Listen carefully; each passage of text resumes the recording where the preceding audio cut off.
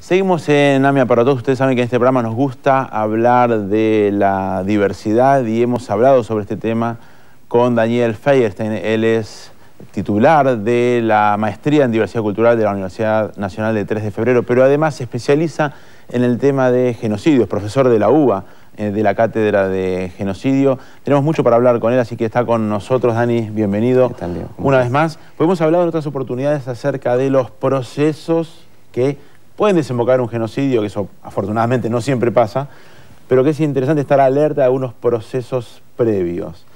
Y nos quedó del programa anterior, ¿cuál es la responsabilidad de cada uno? Si tenemos algunas, no sé si es en detectar cuando se está marginando a un grupo, actuar para que eso no suceda, pero nos hemos quedado un poco en responsabilidades que podemos llegar a tener todos con relación a las otras personas. Sí, porque en verdad cuando se trabaja la responsabilidad de los procesos genocidas se tiende a caer en dos visiones muy banales. ¿Sí? Una sería la de plantear que el genocidio lo cometen algunas personas irracionales, locas, ¿sí? Que por lo tanto la responsabilidad es solo de aquellos locos que cometen el hecho. O sea, y la la otra, cabeza del mal. Claro, pero separada de todo el resto de la sociedad. Y la otra visión es plantear, bueno, todos somos responsables, ¿sí? O sea, que es igual de banal, todos somos responsables, se esconde que es cierto que puede haber una responsabilidad de cada uno, pero que hay distintos niveles de responsabilidad.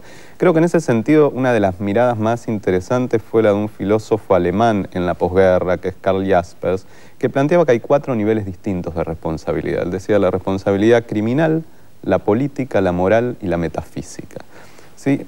Y entonces distinguía que la responsabilidad criminal es la de aquel que comete delitos, ¿sí? Dentro de estos hechos. Y esa solo se puede zanjar con el castigo. Decía, mientras que la responsabilidad política es la de todo aquel que podía actuar, que tenía un cargo para actuar, un juez, un periodista, es decir, que podía actuar desde un cargo de responsabilidad. Exactamente, y que no hizo lo suficiente para detener estos hechos. ¿La política es solo por omisión o también es de los que desde ese nivel de responsabilidad también sí hicieron para que suceda? Bueno, depende. Si hubieran cometido delitos, serían responsables criminales. ¿Sí? En todo caso, si hicieron, sería si llevaron a cabo acciones no delictivas, pero que sin embargo en algún modo pudieron haber colaborado con el genocidio. Y lo que dice interesante Jaspers es, esto no se puede juzgar, no se puede poner a la justicia en todo, pero hay algún nivel de responsabilidad que tiene que ser analizado a quien tiene responsabilidad política. Y Jaspers dice que el castigo de la responsabilidad política es la exclusión. Sí, es una mirada muy interesante para pensar las sociedades post-genocidas. ¿Por qué la exclusión? ¿Sí? Porque dice, quien fue juez en el momento en que tenía que defender a las víctimas de un genocidio y no lo pudo hacer, no puede ser acusado por eso, ni condenado, ni juzgado. La pregunta es, ¿puede seguir siendo juez? O sea, esto implica a el colegio de abogados, el de contadores, digamos. O sea, hay un trabajo ahí como más con una red social. ¿Hay algún país que haya avanzado en ese sentido? ¿O es algo ideal esto? Yo creo que hubo distintas iniciativas. Hubo en el primer momento del postnazismo la idea, después funcionó bastante mal, pero la idea del proceso de desnazificación que tenía esta lógica, ¿sí? Esto es, no quiere decir que un juez no pueda seguir trabajando de abogado, que un periodista no pueda seguir trabajando de contador, ¿sí? La pregunta es, si cuando lo necesitaba la sociedad en ese rol no lo pudo desarrollar, ¿tiene legitimidad para seguir desempeñando ese rol? Sobre todo, lo que planteaba Jaspers es un rol que todos le damos como sociedad, porque es un rol estatal, no un rol privado, ¿sí? En el campo. Y él lo que decía es, el castigo de la responsabilidad política debiera zanjarse en el plano de la exclusión.